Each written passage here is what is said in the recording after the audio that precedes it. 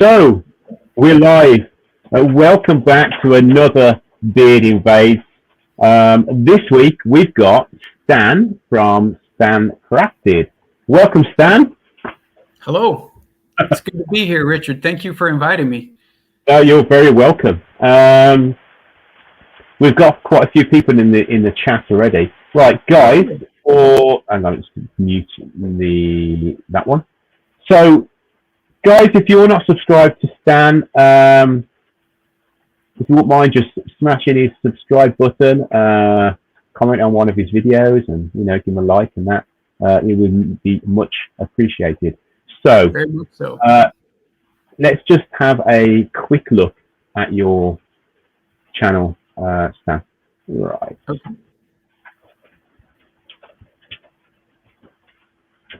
See, when I used to do this pre-recorded, it was a lot easier. I didn't have to keep going through all these. Right then, there we go. Okay, so you're currently on 1,930 something, which is a good number. Not far behind me. How many videos you got on your Stan? There's quite a few, isn't there? 65, 66, something like that. Yeah. And they're all random projects, aren't they? Like, woodworking projects and things like that. Yeah. There's never. I haven't worked my way through yours yet, but I will, because it looks like it's a really interesting project. Hacky sack. I remember when I was young, we used to have those hacky sacks. Yeah. That was my lockdown project. Right. So there we are. So your channel isn't a new channel. It's got quite a nice following already, Yeah. which is good. I started it, I think, it was December of 2018. So it's just over 2 years that I've been on YouTube. Brilliant. So it's going quite well for you. Yeah.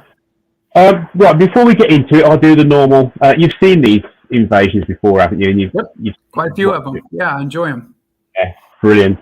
So I'm going to just run through who's in the chat, and then we'll crack on with the questions. So we've got Chris, Bit of Wood Dodger.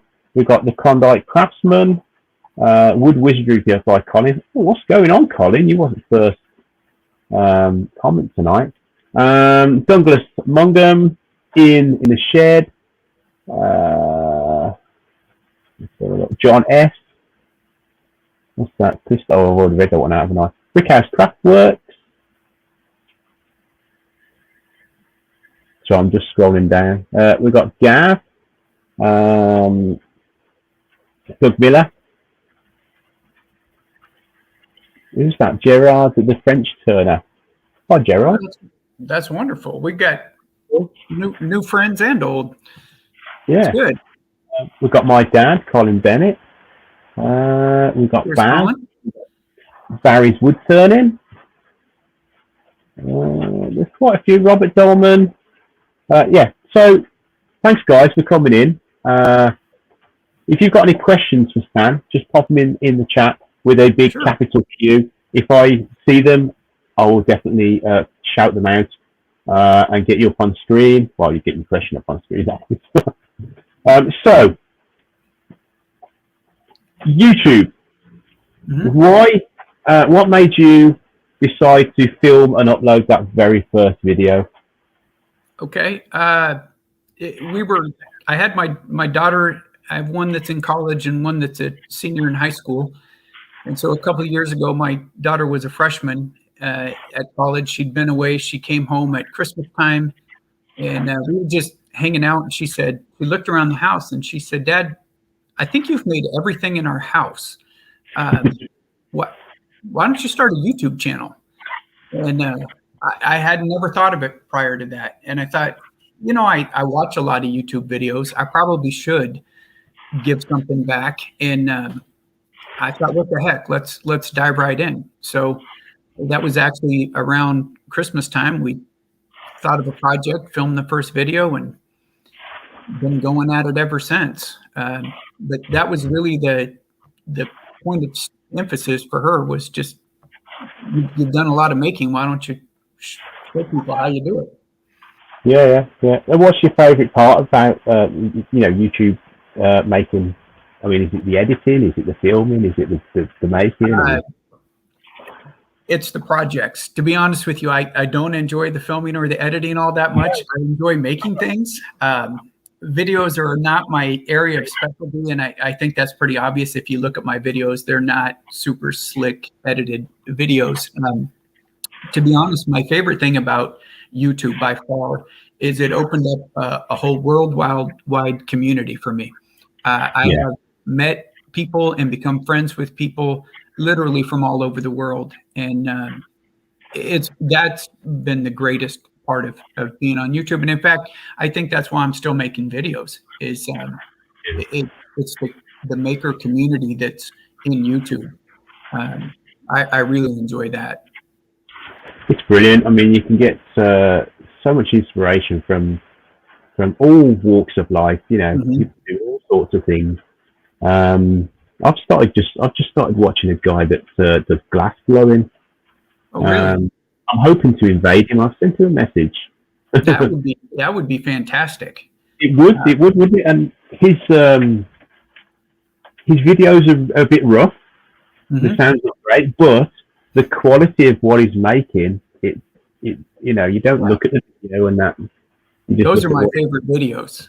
Yeah, I love those videos where you just see a diamond in the rough, somebody that is just really good at their craft. Yeah, those are fun. But the lighting's all wrong and the sound's all wrong.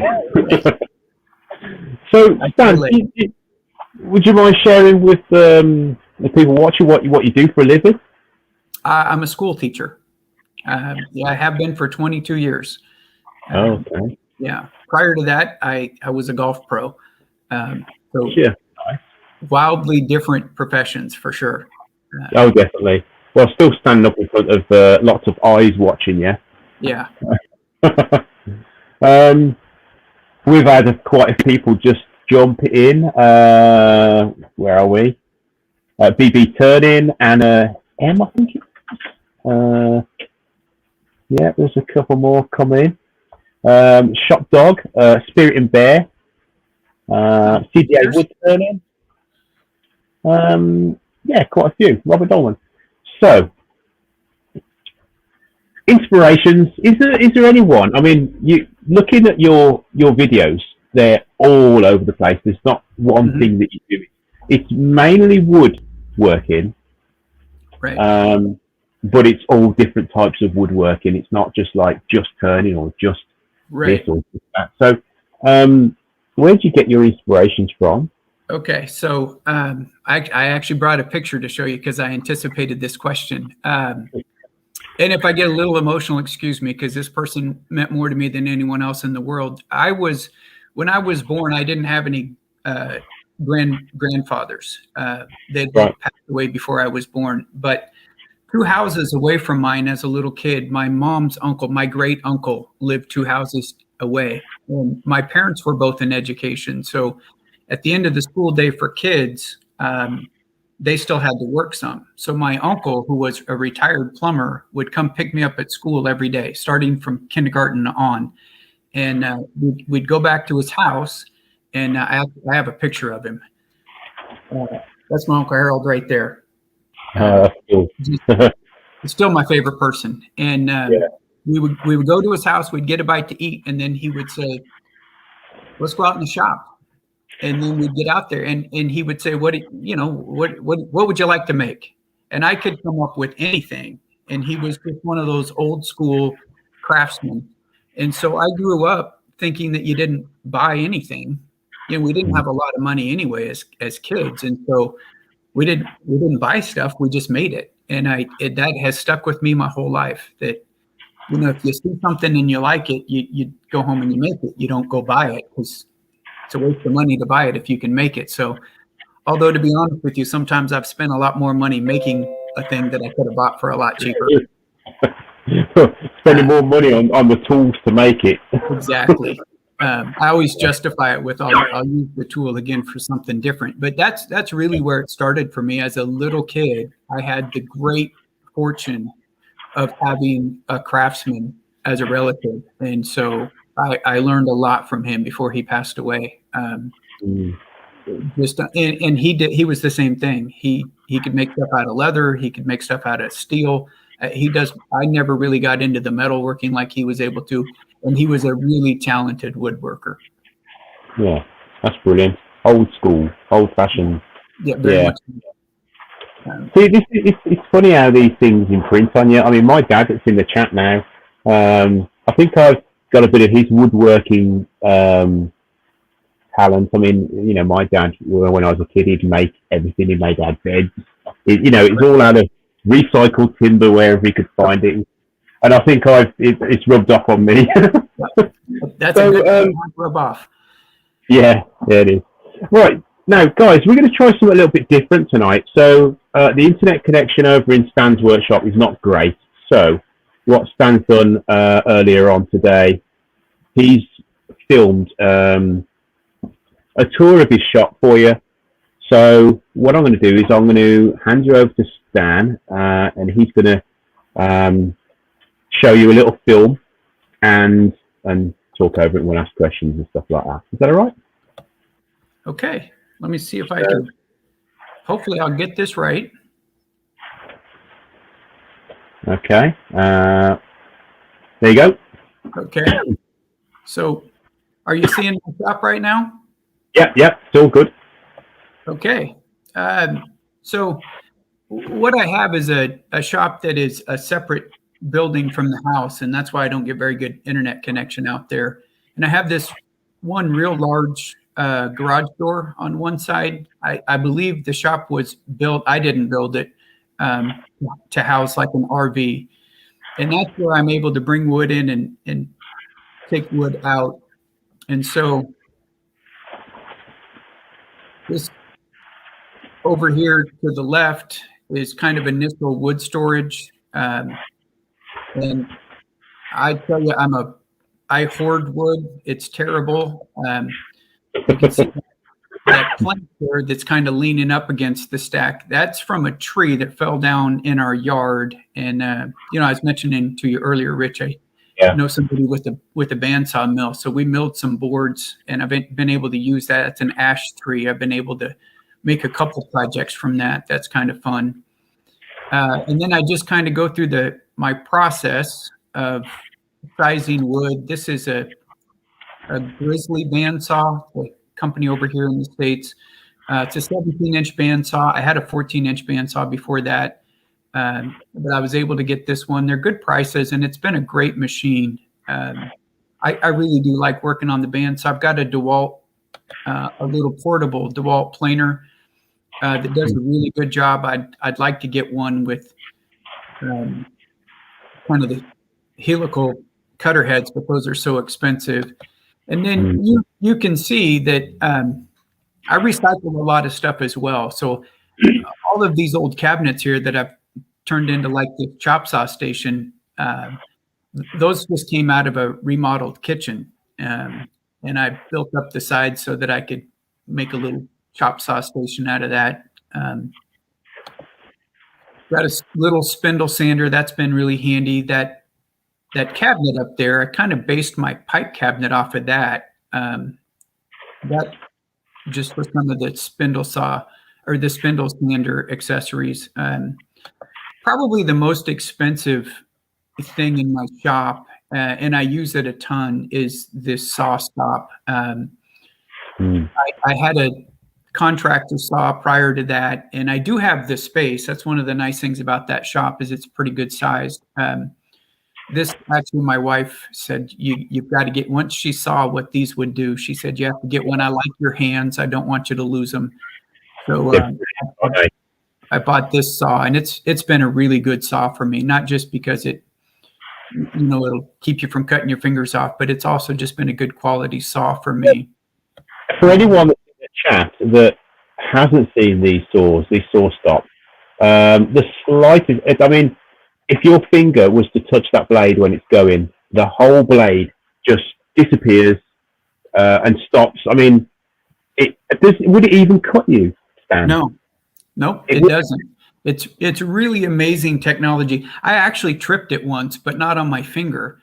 I did a video where I was making a little square, a little woodworking square out of aluminum, and you can turn the mechanism off that will stop the saw if you're going to cut metal, like aluminum. Otherwise, because it's electrically charged, is what stops the saw. Well, I turned it off. I made a cut, and every time you turn the saw back off, it resets itself to being sensitive. And I trimmed it about 6 times, and I forgot to do it on the 7th time, and I tripped it. And there went an $80 brake and a $60 blade just like that. But it's a good thing to know that you have, just in case you make a mistake. And it totally mangles the whole thing up, doesn't it? It's pretty bad. Yeah, I might have. I kept it just kind of as a reminder to me to pay attention to what I'm doing. It might be in this video. I'll have to see if you can see it. I do a lot of work with jigs. You can see those on the edge of the saw there. One of those is my box joint jig, and then another one's just a sled. But I really like to use the table saw. It's so precise. It's just a good way for me to get a lot of my work done. I've got just the one dust collector, so I move it around and connect it to different hoses all the time. It's not super convenient, but I just haven't spent the money on more. My outfeed table's pretty rough, and I'm actually going to probably this summer I'll update my outfeed. There you can see there's that blade in the brake. You can see the blade buried in the brake down there in the bottom right. Yeah, that's the one that I destroyed. Lesson learned. Some lessons are expensive. But there's another cabinet. I mean, I just made the outfeed table from an old cabinet. But what I'm going to do, I picked up a really old, this saw right here is an old table saw, a Delta. And what I'm going to do is build a new outfeed table. And I'm going to insert this in the back of it, right about where this would be. And I'm going to make it so that that's a dedicated dado saw on one side and a regular table saw on the other. Because the one downside for me of that saw stop is if you want to switch from a regular blade to a dado blade, you also have to switch the brake. So there's quite a bit of a process to go through. And inevitably, I'll forget to make one cut when I'm using the dado. And then I've got to take the dado out, take the brake out, put the saw brake in, put the saw blade in, make one more cut, take it back out, put the dado in. It's too much of a pain. So I'm going to turn this into just a dedicated dado saw. There's my little tripod I film all my videos on. I have a lot of tools that aren't expensive, benchtop type tools. And then I just built some stands to put them on. And they work great for me. I've had that drill press for 15, 20 years. There's when we moved into this house and I got this shop, that's the first workbench I ever built, and it's a mess. I seem to always be working in a mess. I never throw small scraps of wood away. I don't know why I use small scraps, so I hoard wood like you wouldn't believe. It's terrible. There's my pipe cabinet. That was one of my favorite builds ever. And it's kind of funny. I never know what's going to work on YouTube and what's not. That one hasn't been super popular, but for me, that's probably one of my favorite pieces I've ever built. And then this pegboard right here is actually my uncle's, the one that was my mentor growing up. That's really special to me that I have something that came out of his shop. I'll keep that forever. I got a little bit of a sharpening station for when I'm doing lathe work. This is a workbench I built, a better kind of hand tool workbench I built quite a while ago. My school, we built a new school and we tore down the old one. And when they tore it down, there were a lot of really good Douglas fir beams that were used in the construction of that, way back in the 1940s when it was built. And I begged and pleaded, and they let me salvage some of that wood, and I was able to make this bench. It's been a really good workbench for me, and I built it with put down joinery, so the legs are in there with the stretchers, just with those wedges. So if I ever needed to take that with me, got a cabinet where I keep finish and sandpaper, and then you can see I had to build another or buy another shelving system because I've got even more scraps of wood over there. And then I've got stairs that lead to just kind of storage in the top of the shop. And then there's my lathe. I'm not really great on a lathe, but I really, really enjoy doing lathe work. So that's been one of my favorite tools, even though it's not one that I'm really, really good with. So that's kind of a quick rundown of my shop. Brilliant. Okay, cool. Let me. So I'm do it this side. There you go. That was a. Is it gone? Yeah, it's gone. That was a great tour. Thanks for that. Yeah, that's my workspace. Brilliant. It is a nice space as well. Mm-hmm. Nice and big. I mean, there's a lot of people that would die to have that size of workshop. Yeah, I'm lucky. I'm really lucky. In fact, I tell people, well, we bought this house. It's been almost 19 years ago. I tell people I bought a shop and the house came with it. That's really what I was shopping for. That's it. I mean, if I could see how that would be, that would work. A guy and his wife goes shopping for a house, and the first thing that you can look at is the workshop. Right. So we have. I think did I see a question there? I did. I saw a question. Right, bear with me a second. Okay, it was from Chop Dog Workshop. He said, what made the build of the pipe shelf thingy so special? I guess partly because I did a lot of that work with hand tools. It was a super enjoyable build for me. It was actually fairly precise. And so for me, at the time that I built it, it presented a little bit of a challenge to design it and build it just the way that I wanted to. And aesthetically for me, and again, this is just me, it's pleasing to look at for me. I like the look of it. And it's oftentimes, I'll think that I've got a great design, and then I build the thing and I think, it didn't become in reality what I had hoped it would be when I was dreaming it up. So that one turned out in a way that I was really pleased with. So I guess that's what makes it special to me. I just kind of like the design, and the execution went really smooth. So I enjoyed it. There are sometimes, I find this myself, where there's builds that I really enjoy making. And sometimes they don't do so well on YouTube. But there's other builds where I finish it and I think, oh God, that was crap. Mm-hmm. You just didn't really enjoy making it. You get halfway through, you think, should I even finish this? Right. It isn't it? And they're probably the ones that do well on YouTube, the ones that you don't really enjoy making.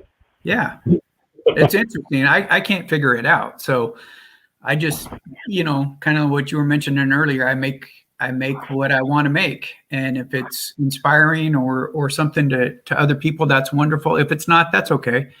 If I see something or get an idea, I'll probably go up to the shop if I can't figure out a way how to build it. As you pick up different skill sets too, you're able to look at something and kind of imagine how you would make it. And that's nice. But I still go back to YouTube and learn some technical skills from people. I love watching the process of people building. I love that people can arrive at kind of a same product in pretty different ways. You learn a lot that way. So I like that about it. So Steve Scott has joined the chat. I believe, is it your daughter that's in? Anna H, is it?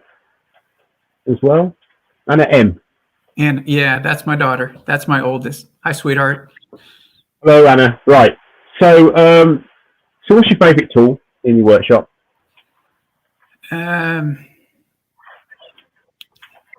It's probably the lathe. It would be my favorite. I love working on the lathe. It's nowhere near my most proficient tool, but I really enjoy tuning things on the lathe.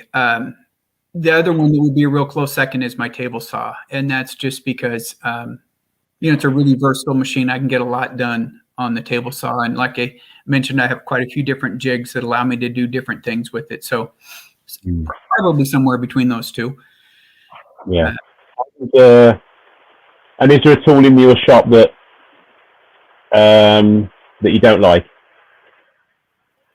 It's kind of funny. The one that I like the least, and I think one of the invades you had earlier where you were talking to Mike Walt, a wood turner, same thing. I hate trying to use a skew chisel.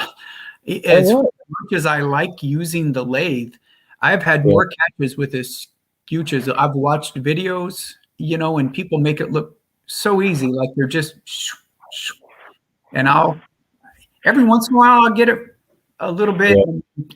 And what's frustrating for me is it seems like that's not an early on tool. That's when I'm getting fairly close to the finished project, and then I'll get a catch and done. There's an hour of my life I won't get back, but I haven't mastered that one yet.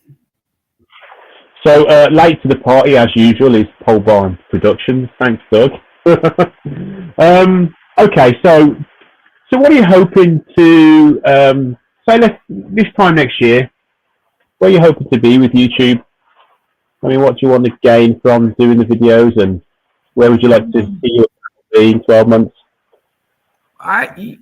Just to continue, if people are still interested in what I'm doing, to continue to grow the subscribers and the followers with people that I engage with. We were talking a little bit before we went live that for me, the best part of YouTube is by far the community of makers that I've been exposed to and the friends that I've made. To continue to grow that is kind of what I really get the most out of YouTube. And I feel like it's my chance to give back because I've taken a lot away from YouTube. And so for me to just ideas or techniques that maybe inspire somebody else. I don't have any, like I mentioned to you, I'm not monetized. I don't earn anything off of YouTube. It's purely something I do to share what I've been able to earn. So just to do that on a little bit larger scale would be wonderful. Brilliant. So John, where was it? John N likes the Canadian flag. That was sent to me actually. So I still haven't got a US flag up there somewhere. Right. So where are we?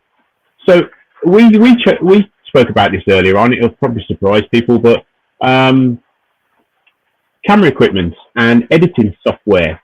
Should we talk about that? Sure. I can hold it all in the palm of my hand.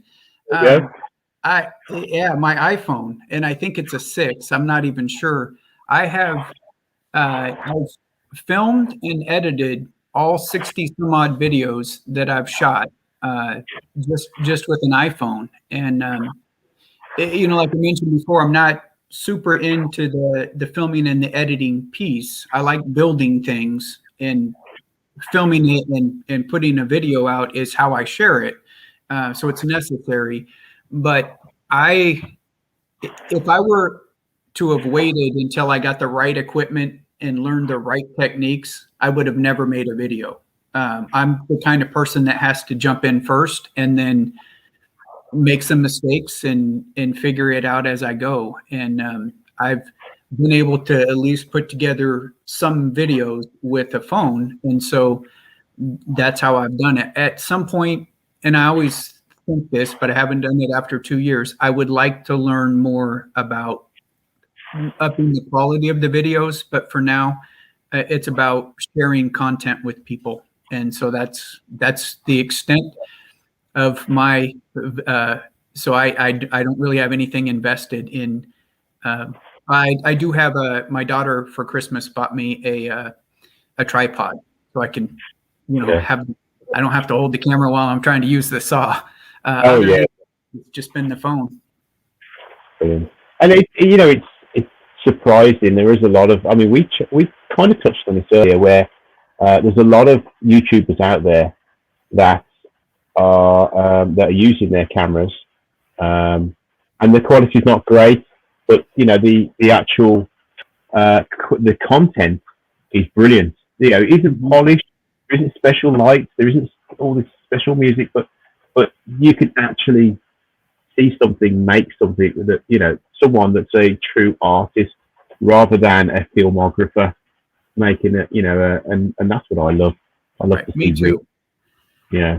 Me too. I'm subscribed to probably 200 different channels, and there's only a handful of those channels that have more than 10,000 subscribers. It's almost always somebody that is, just a smaller scale person that I really learn a lot from.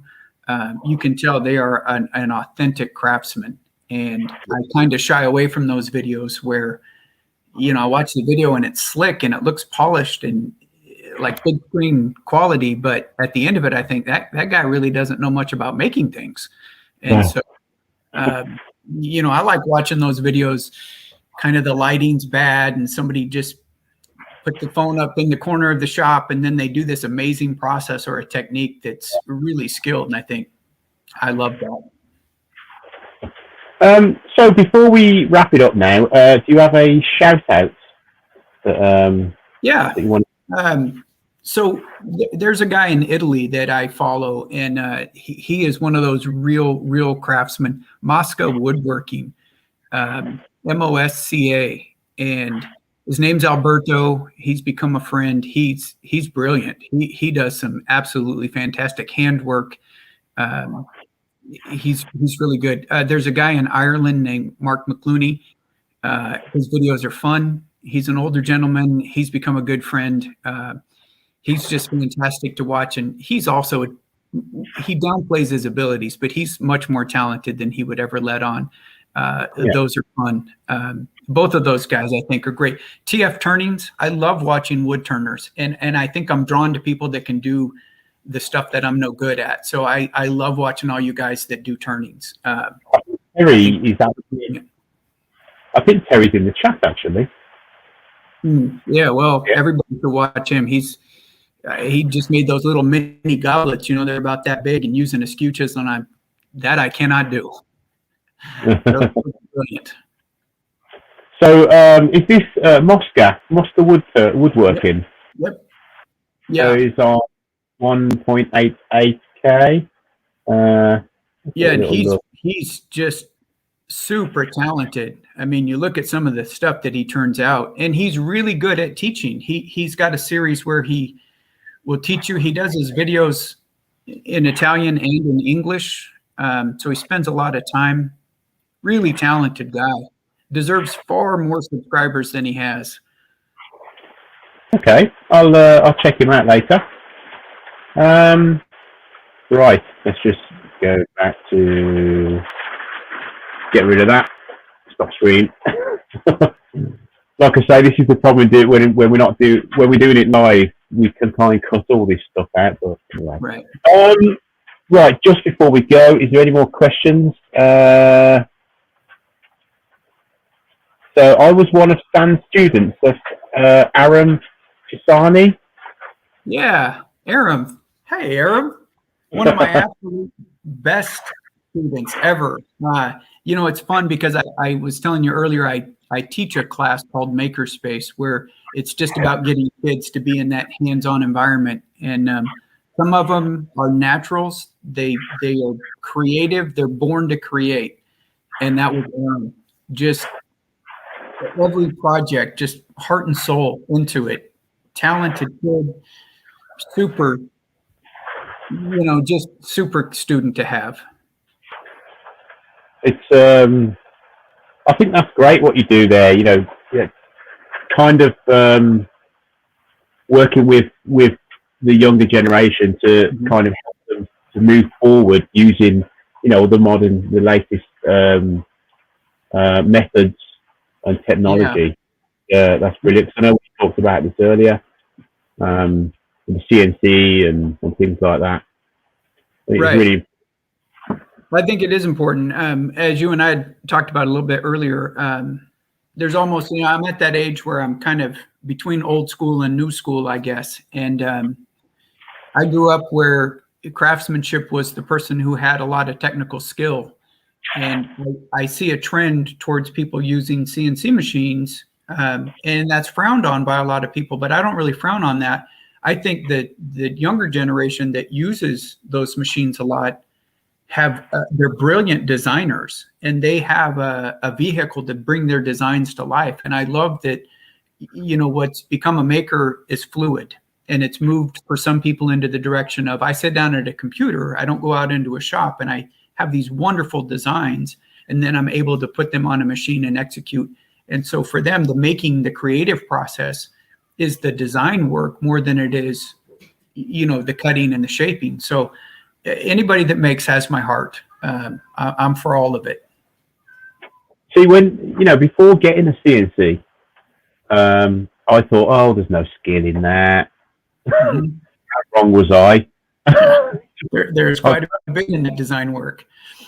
Exactly. I mean, you know, there is a bit of maths in there, you know, and quite a lot of feeding the computer with information. Let's face it, if you don't put the information in there, you don't feed the computer, the CNC is not going to know what to do. Right. And it, in itself is a massive learning curve to get your head around that, you know. So anyway, so that's your invasion done. You survived. I did. Actually enjoyed it. I really enjoyed it, yeah. I did as well. I'm hoping the guys in the chat did. The chat was going quite fast, so I couldn't keep up with it at one point. You know. Brilliant. Perfect. So a massive thanks to everyone in the chat that's come out, and thank you very much. The rain on the roof. I had to keep muting myself. Here it goes again. And next week we have got Spirit and Bear. We're going to be invading those guys. So that should be interesting too. Just a few. Doug Miller says, "Great invade, Stan. It's good to know you more than a name." Yeah. Thank you. Thanks, Stan. Everyone's enjoyed themselves tonight. That's brilliant, and I have too. I've learned a bit. Good. So have I. I really thank you. You're welcome. No problem. And at least we know the haven't subscribed to Stan's channel. Jump over there and give him a subscription, and also go and check out Stan's invasion. Shout out as well. Yeah, go check out Alberto. MOSCA Woodworking. Right. And I'll see you all next week. All right. Cheers. Bye.